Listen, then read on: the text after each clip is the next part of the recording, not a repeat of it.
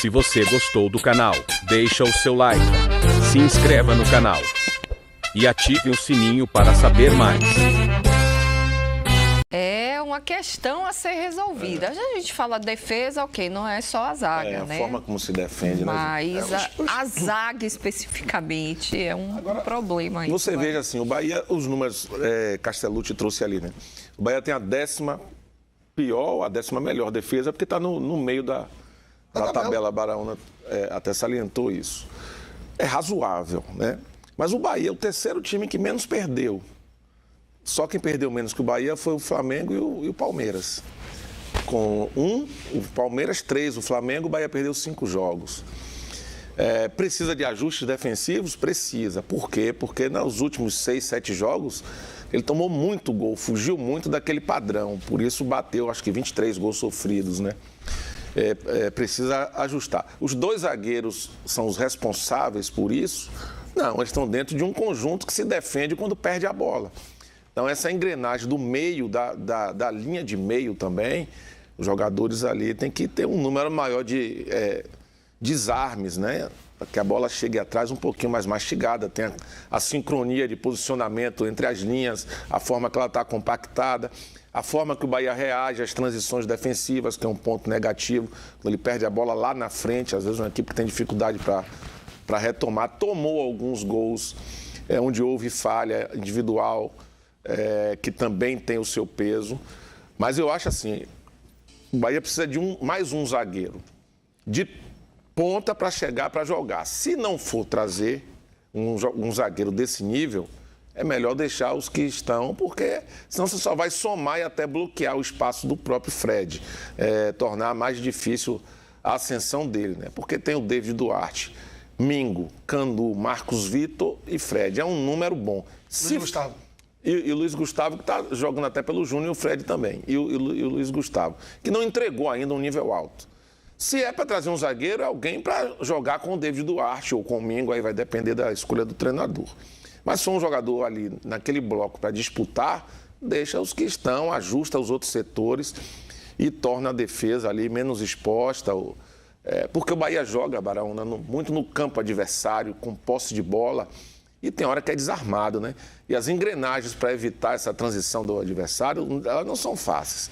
Elas são um pouco complexas porque a equipe está muito projetada à frente e ele sofre muitas vezes com isso. E acho, Nelson, que esse aqui tem sido o grande problema, Ju. A gente tem sinalizado muito a defesa porque nos 2 últimos anos, o principal elemento do jogo do Bahia era a posse de bola. O envolvimento do adversário através da posse e das trocas. Quando você vai perdendo as peças que fazem esse controle de jogo, Nelson, você acaba se expondo à transição. E na transição, o Bahia é ruim.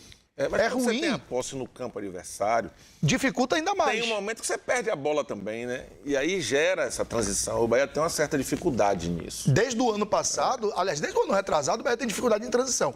E o ano passado isso ficou muito evidente. Esse ano, o Bahia sofreu com isso. Acho, Ju, que é como o Nelson disse. Ou você traz um zagueiro para você dizer assim, chegou o cara. Um exemplo, não sei pela idade, mas pela importância. Você traz um Otamendi, que está voltando agora para a Argentina. Pô, o cara vai olhar e vai dizer assim, é Otamendi, irmão. É um campeão mundial, peraí, pô. Eu vou devagar com esse cara, porque esse cara tem atalhos. Tem atalhos. Você traz um zagueiro nesse nível, Nelson, beleza. Você está trazendo um cara para impor respeito no nome já de cara para o adversário. Mas se você vai trazer mais um, não precisa. Você vai ficar com o Fred, você vai ficar com o Marcos Vitor, você tem o próprio Canu, né, que compõe para um lado e para o outro. Tentar recuperar o Mingo, né, que caiu. Recuperar o Mingo, que caiu de produção. E uma boa notícia, Ju. Encontrei ontem, ele não me disse que não podia. Podia encontrar ontem transitando num shopping lá da Estrada do Coco. Não pagou, não fala. No shopping da Estrada do Coco, o nosso querido Luciano Juba, e que disse que já vai para a transição. Na próxima semana já vai poder ir para a transição. Essa parada vai ser bom para todo mundo. Vai antecipar um pouco todos, né? A volta. Já está no cronograma o Diego Martins, o Del. David Martins. O David Martins, o Del e o Juan Pablo já iniciam logo após o São João uma transição do Sub-20 né? Voltam os trabalhos para o Sub-20 e aí eles já vão estar nesse trabalho de transição para chegar no profissional bem azeitado. Juba deve estar pegando essa ponga aí, já começando o trabalho de transição para dia 22. Quem sabe 22 estar pronto. Jogador importantíssimo. Conversei com ele, está muito bem, disse que está se sentindo bem, a recuperação está fluindo e que ele já deve estar na próxima semana em trabalho de transição. Então é importantíssimo esse bate-papo que eu pude ter com ele. É importantíssima a figura do Juba enquanto contexto. É um jogador importantíssimo. Humilde, né? Muito humilde, muito tranquilo, foi muito atencioso, né? E pude bater esse papo com ele, foi muito receptivo também. E aí ele falou, aproveitei e fiz outras perguntas, mas aí a gente vai ao longo do tempo falando. E eu até citei, né, que citam muito, Ju, a questão de quebra, racha no elenco e problema de vestiário. Ele fez, poxa, aí eu citei o jogo do Santos, ele falou, poxa, pra gente era mais fácil perder o segundo tempo, já que tá com problema com o treinador. E não é o caso, não, o clima não é ruim, aconteceu sim uma má fase, todo mundo já entendeu isso e a gente vai trabalhar duro para voltar melhor no segundo semestre. Boa!